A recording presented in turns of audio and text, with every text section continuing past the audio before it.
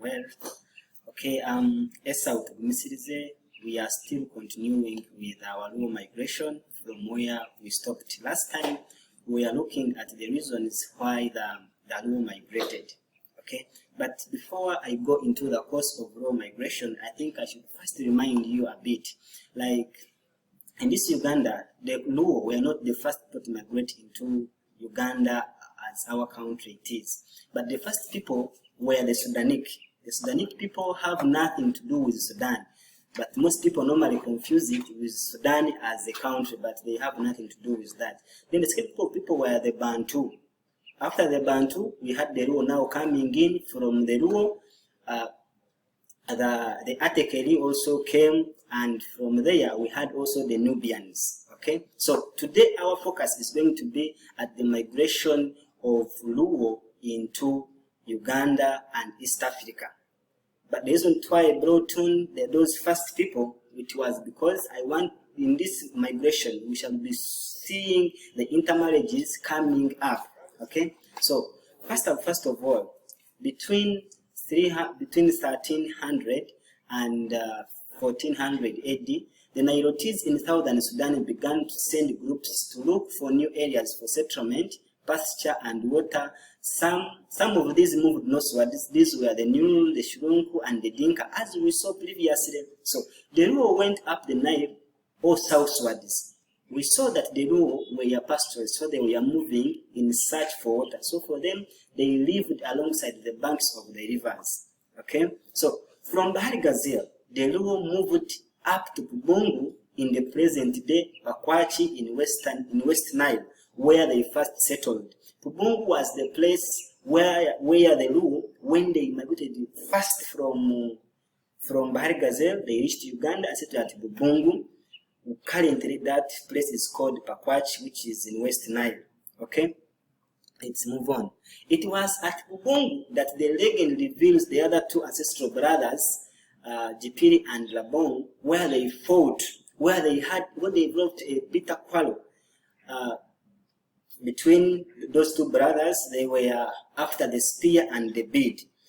Last time we talked about this legend of Jipiri and Labong, and there is a big lesson which we learn as human beings from this legend. Here, Labong used Jipiri's spear, as you're seeing in the picture, to chase the elephant that had evaded them. Okay, so unfortunately, this elephant moved away with the spear. So when Jipiri came back, for him, he wanted to revenge, and he was like, you know what, I need my spear. This man suffered, went into the bush and looked for that same very spear. So there came another incident whereby a daughter of Jipiri swallowed a bead of Labong. Guess what happened? He wanted also to revenge. So there we learned something. I'm going to request you to go and read about that. So that quarrel itself led into the split. So let us see, after the split, what happened. One group, which was led by Jipiri and Tifuli, moved northwest and settled among the Lendu, Okebu, and the Madu. The Madi. These were people who belonged to the Sudanic group of people, as I told you. These people intermarried with each other and gave rise to the Alu. So today, when you ask the Alu people that where do you come from, they may not tell you. But the Luo, the Alu are as a result of the intermarriages between the Lendu, Okebu, and the Madi, together with the Luo. You get the point? So the second group set off from Pubungu, which was led by Rabongo. They moved northeast to the present-day Acholi land, where they met the Madi, mixed with them, and in the process they intermarried with them and gave us to the Acholi people. And the third group to leave Pubungu was led by Olumu Jobito.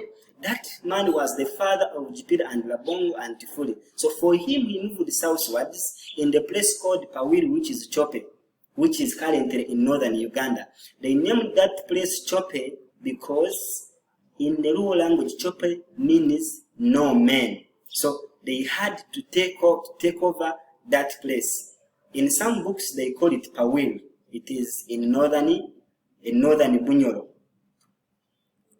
So When they reached northern Bunyoro, now that group of Olumu, they led to the downfall of the Chwezi Empire, which was already in Bunyoro.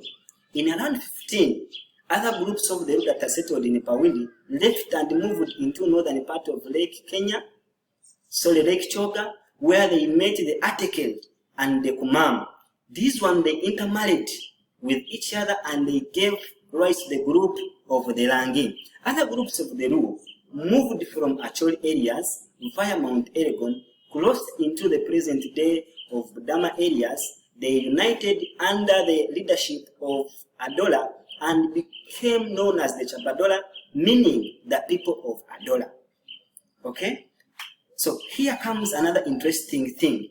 Some of the Luo left the Intercastrian areas and Sudan and moved into western Kenya to become known as the Kenyan Luo. But before we go into detail of that, there is something I wanted to clarify a bit on the migration of the Luo.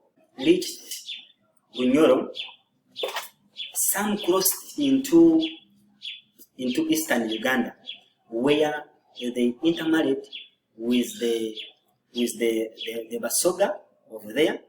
So today, when the Chabazinga is having a coronation, that ceremony cannot be complete without a delegate from Bunyoro.